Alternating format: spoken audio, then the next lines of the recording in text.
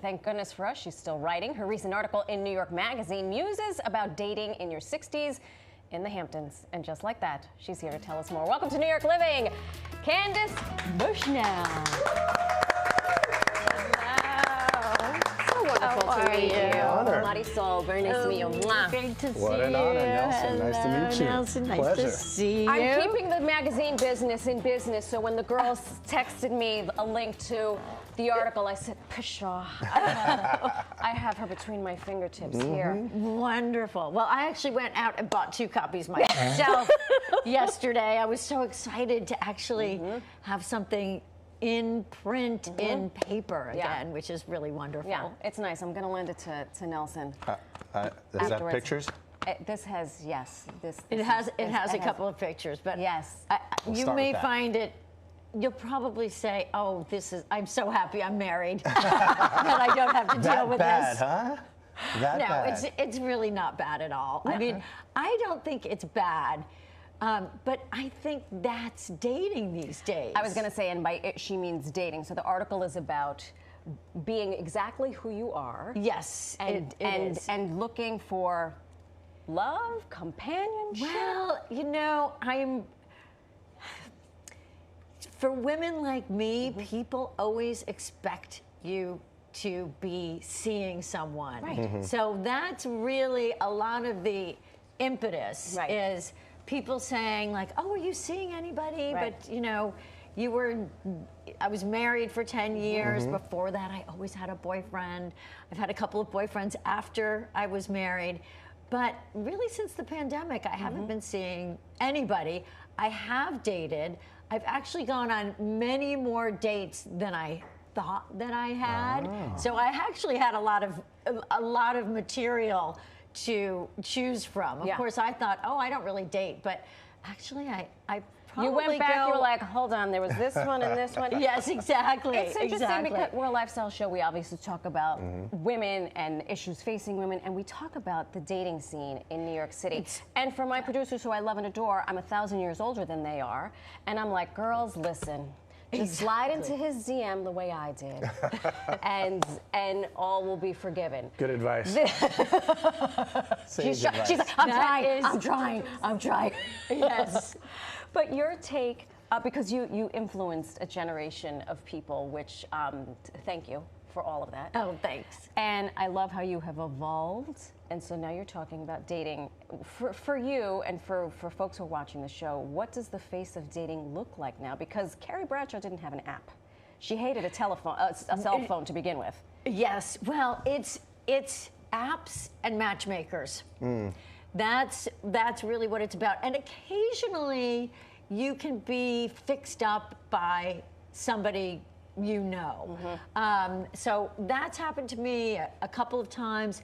It's also happened that I've gone out and met somebody and they've said, you know, let's go out. Yeah. But in general, people are on apps and now they're turning to matchmakers. Like the matchmaker business is huge, but you know that can be tricky too because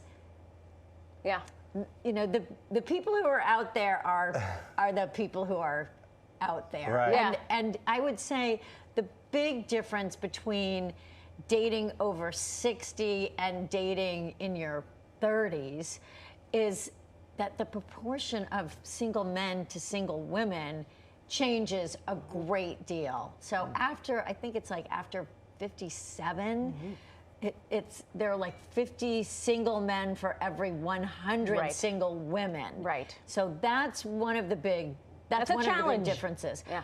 But you know, I really feel a little bit bad for younger people who are dating in their 20s and 30s. Sorry, girls. I hear really the worst Oh, no, stories from them. You don't have to tell us. I know, and my nieces. So the 3-date rule, you popularized that, you know, and if you Google it, it's the Carrie Bradshaw rule. And Well, that's very interesting that it's the Carrie Bradshaw rule because that rule has existed since at least the 1980s. Since the time before And, time. you know, Real quick, since the time before Carrie Real Bradshaw. quick, what is the 3-date rule for those who don't Well, know? the 3-date rule is not having You could say intercourse Yes. with somebody before you've seen them for, you know, three dates. Minimum of 3 dates. Yes, a minimum of 3 dates.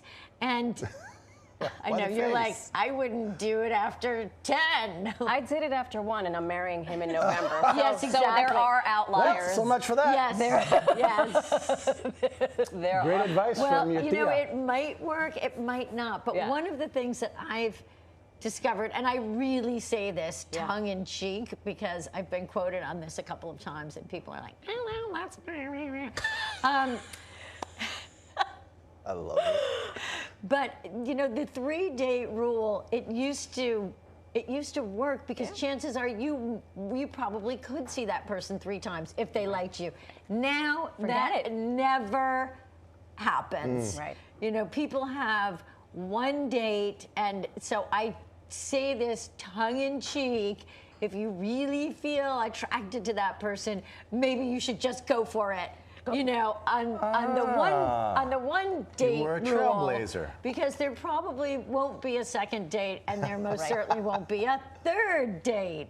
Right. So There's so much fantastic information in this article. I encourage all of you to go do it, but you're also going to do a one-woman show yes, with some of this in it, I yes, presume. yes, it is. It's a one-woman show called True Tales of Sex, Success, and Sex in the City. So it's really the origin story of Sex in the City, how I created Sex in the City. There's a game that we play, Real or Not Real, Nice. because there's so much that happened in the TV show that happened in my real life, but it's better or worse. So I'm doing it at the Westport Playhouse on July 9th, and then I'm doing it at Guildhall in East Hampton on July 18th. We're going to put all the information we out have there, all so you that. don't have to commit it to memory. But thank you so much. Oh, thank you. This is a real treat. You heard her. Read the new article in New York Magazine. Get tickets to her one-woman show, CandaceBushnell.com.